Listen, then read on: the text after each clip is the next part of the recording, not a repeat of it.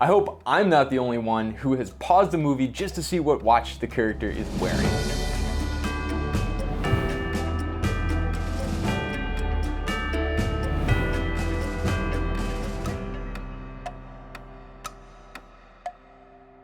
Hey guys, welcome back to the Shreve Crump and Low YouTube channel. Today we have something a little bit different for you. We're going to be talking about our favorite characters from movies and television and what watches they wear. Now when it comes to costume design, every little detail seems to matter. It makes a character more believable and it tells us as the audience a little bit more about the lifestyle that the character leads. A perfect example can be seen in the recent House of Gucci movie where the main character, Maurizio Gucci, who's played by Adam Driver, wears a stunning solid gold Lecoultre Reverso. When I watched this movie, I was extremely pleased to see his choice because I thought it fit his character to a T. The Reverso is an excellent choice considering the fact that in the movie, Maurizio kind of lives a double life. One side of the watch is flashy and bold, while the other side is reserved and protective, just like Maurizio's character. A really, really solid choice. Next up, we're going to talk about three infamous characters that share a commonality. All three of these characters are bosses, and all of them wear solid gold watches. Up first, we have Gordon Gekko from the very famous 1987 movie, Wall Street. In the movie, a young stockbroker named Bud Fox attempts to be mentored by this mysterious corporate raider who just so happens to be wearing a gold Cartier Santos.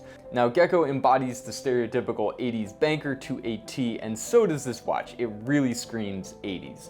Now later on in the movie, we see Bud Fox wearing a similar solid gold Cartier. In my opinion, this symbolizes his transformation from broke and innocent to rich and corrupt, just like Gordon Gekko.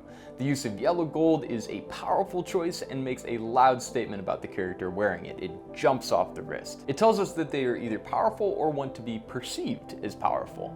Now, our next character exemplifies these traits, and honestly, he's one of my favorite characters of all time. Of course, we're talking about mob boss Tony Soprano and his yellow gold 36mm day-date with the champagne dial. Now, this watch can be seen in almost every episode other than the pilot, ironically. In the pilot, he's actually wearing a gold Tag Heuer, but let's be honest, the presidential is the only watch for Tony.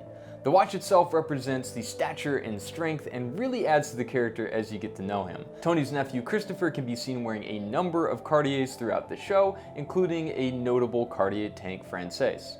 These watches really bring an air of authenticity to the show, and in my opinion, they did a great job casting these watches for the characters. For our last boss, we're going with Jordan Belfort from the Martin Scorsese film Wolf of Wall Street. Mr. Belfort can be seen wearing a gold Tag Heuer dive watch, which looks a lot like a gold Submariner, but it's actually a Tag. The interesting part about this is that the watch itself is actually plated and not even made out of full gold. There's even a scene in the movie where he throws his watch into the crowd of stockbrokers telling them that it's worth $40,000. In reality, the watch is worth far, far less than that, and this gives us some insight into just the kind of person that Mr. Belfort is. After all, he is a con artist masquerading as a stockbroker, so a gold-plated watch kind of makes perfect sense. Leo's partnership with Tag also explains why he's not wearing a Rolex or a Patek throughout the movie.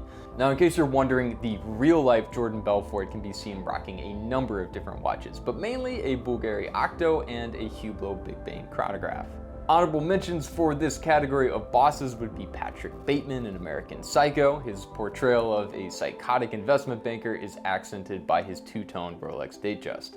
There's a famous line in the book where Patrick says, "Don't touch the Rolex." But this was later changed to just "Don't touch my watch" in the movie for copyright reasons. The concept of branding is very, very important to Patrick, and this is a constant theme throughout the book and the movie, so the Datejust was a natural choice for the film. Really quickly, I just want to take a break and say thank you so much to our 1,000 plus subscribers here on YouTube. We really, really appreciate this milestone and hope to keep making great content for you guys. If you like what we're doing, please do us a favor, hit subscribe and leave us a comment below. What's your favorite watch in this video? All right, let's go ahead and jump back into some other great characters and their watches in movies and TV. For our next category, we decided to delve into the world of Marvel, specifically a couple of JLCs that have been seen on the wrist of both Mr. Tony Stark and Doctor Strange. Starting with Iron Man, we have seen a number of watches throughout the movies, but one stands out as what I feel is the quintessential Tony Stark watch, the Lecoultre Amvox 3 Tourbillon. For a billionaire playboy, this watch fits the bill perfectly. perfectly and really shows us the more complex side of Mr. Stark. Robert Downey Jr. can also be seen wearing several other JLCs on a regular basis, along with the likes of a Gribble Forsey and a Debathan. When it comes to casting a watch for a superhero, I think the costume designers at Marvel really understand that the smallest details can make the biggest impact. I was so pleased to see that they not only chose a watch that made sense for the character, but the watch itself actually was a vital part of the movie. You can see Doctor Strange actually fixing his JLC Master Control Perpetual Calendar and using it to cast a spell. On the solid case back, there's a custom inscription from Christine that says, "Time will tell you how much I love you." As for the watch itself, I think the stainless steel case and the high complications make a lot of sense for a cranky old wizard. Benedict Cumberbatch himself is, of course, a JLC ambassador, so it's natural that he wears one in the film. But even if he wasn't, I still think it was a great choice for the movie and certainly good product placement. Now that we've covered some superheroes, why don't we talk about spies? Of course, we couldn't make this list without the infamous James Bond. Bond has been played by many different actors throughout the years, as we know, and as a result, there's been many different watches in the films. In the early films, Dr. No, From Russia with Love, and Goldfinger, Bond is played by Sean Connery, my personal favorite, and can be seen wearing a 6538 Rolex Submariner Big Crown. The author of the original Bond books, Ian Fleming, is also a fan of Rolex and was known to sport a 1016 Explorer. He also mentioned Bond's Rolex several times throughout the books. Now, during the 60s, 70s, and 80s, Bond wore a plethora of different watches, including a GMT Master, a Gruen Precision 510, as well as several different Seikos, such as the M354. But it wasn't until Pierce Brosnan stepped into the role that Bond switched over to Omega, and that's where the legacy of the Bond watch really begins for a lot of us, especially like me, a child of the 90s. Throughout the Brosnan era, you'll find Bond sporting a blue-bezeled Seamaster 300 meters in films like GoldenEye, Tomorrow Never Dies, and The World Is Not Enough.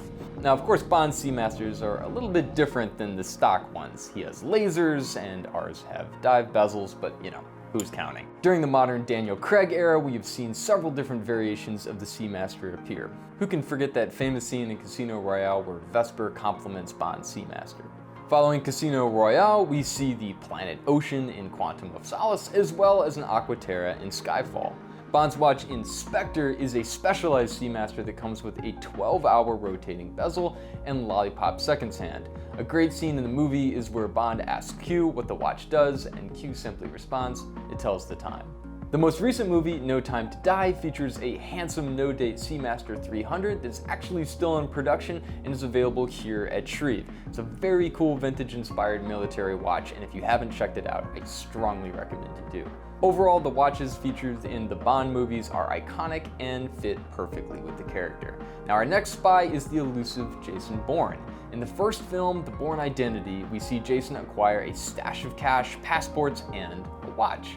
This iconic Tag Heuer Link chronograph accompanies Bourne throughout his journey of finding himself. The watch itself is a robust quartz chronograph that fits into Bourne's daily activities perfectly. Considering the fact that he's basically constantly shooting and being shot at, a quartz watch makes a lot of sense. This watch is very easily identifiable by its unique, iconic link bracelet. These watches were popular in the 90s and the early 2000s, and they retailed for roughly around $2,400. Jason's taste in watches definitely speaks to his limited budget and need for accuracy. Bourne continues to wear his tag in the second film, Bourne Supremacy, but ends up getting an updated Tag Heuer in the 2016 film, Jason Bourne. This time he can be spotted wearing a blacked out Tag Heuer Formula 1 that retails for about $1,200. Moving on to our last category, we have to talk about watches in space. Now, of course, the first watch for that category has to be the Omega Moon watch. We have seen this watch appear in countless films over the years, but most notably in the 1995 film Apollo 13. Tom Hanks plays the astronaut Jim Lovell, and him and his crew reenact the fateful events of the Apollo 13 mission. When things don't go according to plan, the astronauts are forced to use the only tool that they had available. The astronauts successfully timed the burn needed to get back on course to head home to Earth using their trusty Speedies. Thanks to the speedy, astronauts Jim Lovell, Fred Haise, and Jack Swigert all made it home safely. Our second watch is from the movie Interstellar. Now this watch doesn't actually go to space, but it is absolutely essential to the storyline of the movie. Right before Cooper, played by Matthew McConaughey, leaves for outer space, he leaves his daughter Murph a Hamilton khaki. Later in the movie, Cooper ends up trapped in another dimension and is unable to communicate with his daughter directly. He realizes though that he can move the second hand on the watch he left her and begins to communicate her using Morse code. Hamilton actually released a khaki model to commemorate the watch from the movie, and the only difference between that one and the one seen on screen is the printed Morse code on the second's hand. As for Cooper, he wears a Hamilton khaki pilot day date, which fits his character nicely. For this movie, I think Hamilton was a great choice, considering that the movie takes place on a farm in the middle of America, and Hamilton is an iconic American brand. Our last watch from space is another Hamilton, this time worn on the wrist of Matt Damon in the movie The Martian. In the movie, botanist Mark Watney gets stranded on Mars and needs to figure out a way to survive. During the movie, Mark battles the brutal conditions on Mars with the help of the Hamilton khaki Navy Below Zero. The watch retails anywhere from $1,500 to $1,800 and is an absolute beast. When you look at the spec sheet, you'll see that this is a very large watch, coming in at approximately 46 millimeters. Personally, you won't be seeing me wearing one of these anytime soon, but for an astronaut, the watch makes a lot of sense. This thing is highly legible and also extremely durable thanks to its beefy case construction. The watch itself is also 1,000 meters water resistant, which is a feature that I guess you don't really need on Mars, but it's nice to have. You can see Mark wearing this watch all throughout the movie, and I think it does a great job of capturing his humble, no-nonsense attitude. To wrap things up, we want to ask you guys a question. What are some of your favorite watches in movies or on TV? Let us know in the comments below and we'll work on part 2 of this video. Thanks so much for joining us, and we hope to catch you for the next one.